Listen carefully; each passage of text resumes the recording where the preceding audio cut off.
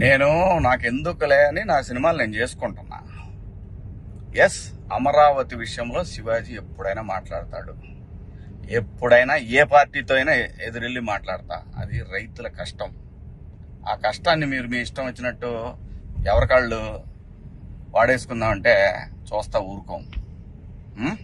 ఏంటి, నేను ఈ సినిమా రిలీజ్ ముందు ఇచ్చిన ఇంటర్వ్యూ మీ అందరికి చాలా ఇబ్బందిగా అనిపించింది కదా. నేను ఎప్పుడైనా మాడతా గురు, ఎవడికి భయపడను. మీలాగా ఆడెవడో ఇచ్చే పేటిఎం డబ్బుల కోసం నా బతుకు నడిస్తే చాలులే అని అనుకుని పోయే రకాన్ని కాదు నేను. అలాగైతే మీ అందరూ తెలుసోలేదో, నేనే ఒక వ్యవస్థను ఏర్పాటు చేయగలిగినోడిని నేను కాదు. ఈ బతుకిచ్చింది మనకి జనం, అది నాకైనా రాజకీయ నాయకులకైనా. మధ్యలో పేటిఎం గాళ్ళు ఉన్నారు చూసారా మీరు, మీ అందరూ ఈ సినిమాని ఆపగలరేమో, మీరు శివాజీని ఆపలేరుగా. ఏంటి, సినిమాని ఎలా ఆపగలరు మీరు?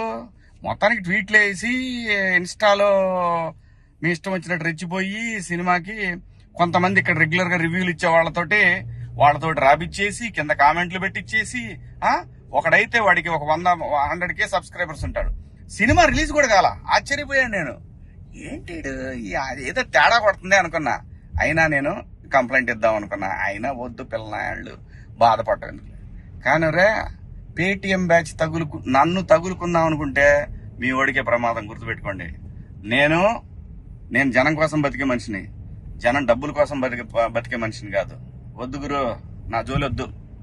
జగన్ గారు, నేను మళ్ళీ చెప్తున్నా, నాకు రాజకీయాలు వద్దు.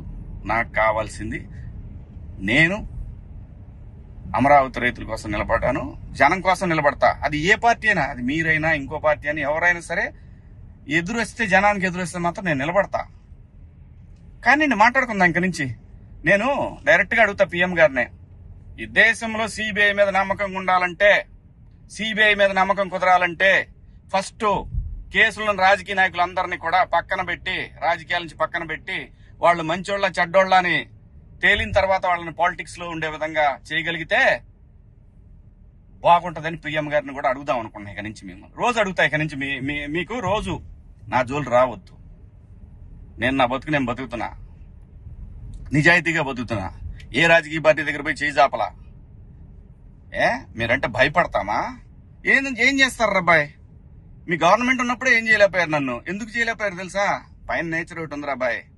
రప్ప ఇవన్నీ బాగుంటాయి వీడియోల్లోనూ వాటిలో చూసుకోవటానికిను ఎగేసుకొని మనం భుజాన రేపేదో జరుగుద్ది అనిపించుకోండి. మనందరికంటే ప్రకృతి గొప్పది రాబాయ్, గుర్తుపెట్టుకోండి.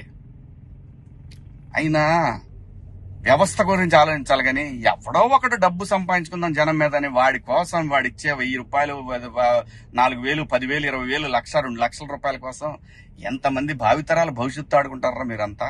బుద్ధుందంటారా మీకేమన్నా? మనందరం ఏమి లేకుండా ఇంత దూరం వచ్చాం కదా. మాట్లాడుకుందారా బాయ్, రేపు నుంచి మాట్లాడదాం మీ నాయకుడి గురించి, మీ పేటిఎం బ్యాచ్ గురించి. ఇంకా ఉన్నారు తీస్తా. ఇప్పుడు దాకా సైలెంట్ గా ఉన్నా నేను. మీరు నా బతుకు దాకా వచ్చారు చూసారా. ఒక్కొక్కటి చూద్దాం, మాట్లాడుకున్నారా బాయ్. నేను నాకెందుకులే అని నా సినిమాలు నేను చేసుకుంటున్నా. ఎస్, అమరావతి విషయంలో శివాజీ ఎప్పుడైనా మాట్లాడతాడు. ఎప్పుడైనా ఏ పార్టీతో అయినా ఎదురెళ్ళి మాట్లాడతా. అది రైతుల కష్టం.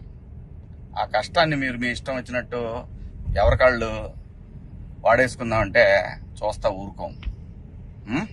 ఏంటి, నేను ఈ సినిమా రిలీజ్ ముందు ఇచ్చిన ఇంటర్వ్యూ మీ అందరికి చాలా ఇబ్బందిగా అనిపించింది కదా. నేను ఎప్పుడైనా మాడతా గురు, ఎవడికి భయపడను. మీలాగా ఆడెవడో ఇచ్చే పేటిఎం డబ్బుల కోసం నా బతుకు నడిస్తే చాలులే అని అనుకుని పోయే రకాన్ని కాదు నేను. అలాగైతే మీ అందరూ తెలుసోలేదో, నేనే ఒక వ్యవస్థను ఏర్పాటు చేయగలిగినోడిని నేను కాదు. ఈ బతుకిచ్చింది మనకి జనం, అది నాకైనా రాజకీయ నాయకులకైనా.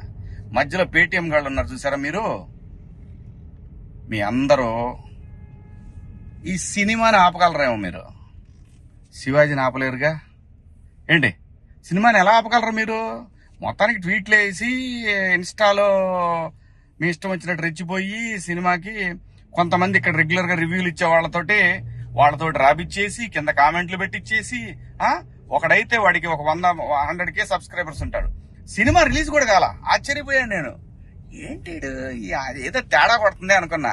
అయినా నేను కంప్లైంట్ ఇద్దాం అనుకున్నా. అయినా వద్దు పిల్లనాళ్ళు బాధపడ్డాను. కానీ రే పేటిఎం బ్యాచ్ నన్ను తగులుకుందాం అనుకుంటే మీ ఓడికే ప్రమాదం. గుర్తుపెట్టుకోండి. నేను జనం కోసం బతికే మనిషిని, జనం డబ్బుల కోసం బతికే మనిషిని కాదు.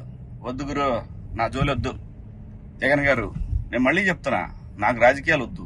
నాకు కావాల్సింది నేను అమరావతి రైతుల కోసం నిలబడ్డాను, జనం కోసం నిలబడతా. అది ఏ పార్టీ అయినా, అది మీరైనా ఇంకో పార్టీ అని ఎవరైనా సరే, ఎదురొస్తే జనానికి ఎదురొస్తే మాత్రం నేను నిలబడతా.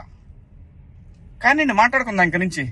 నేను డైరెక్ట్ గా అడుగుతా పిఎం గారినే, ఈ దేశంలో సిబిఐ మీద నమ్మకం ఉండాలంటే, సిబిఐ మీద నమ్మకం కుదరాలంటే ఫస్ట్ కేసులను రాజకీయ నాయకులందరినీ కూడా పక్కన పెట్టి, రాజకీయాల నుంచి పక్కన పెట్టి, వాళ్ళు మంచోళ్ళ చెడ్డోళ్ళ అని తేలిన తర్వాత వాళ్ళని పాలిటిక్స్ లో ఉండే విధంగా చేయగలిగితే బాగుంటదని పిఎం గారిని కూడా అడుగుదాం అనుకున్నా. ఇక నుంచి మేము రోజు అడుగుతా. ఇక నుంచి మీకు రోజు నా జోలు రావద్దు. నేను నా బతుకు నేను బతుకుతున్నా, నిజాయితీగా బతుకుతున్నా. ఏ రాజకీయ పార్టీ దగ్గర పోయి చేయి జాపలా. మీరంటే భయపడతామా? ఏం చేస్తారు రాబాయ్?